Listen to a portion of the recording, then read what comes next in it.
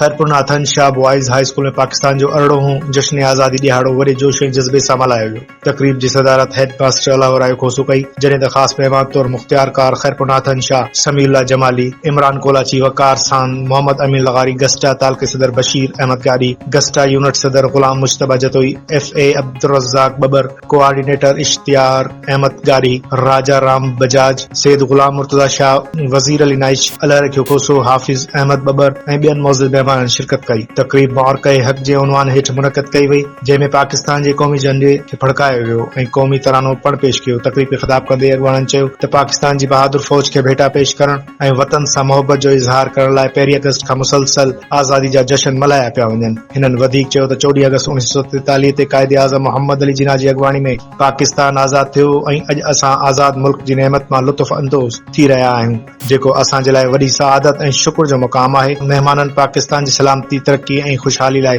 दुआ घुरी, जॾहिं त तक़रीब जी पुॼाणी ते मुल्क ऐं पाक फ़ौज जी हिमायत में ज़ोरदार नारेबाज़ी पिणु कई वई।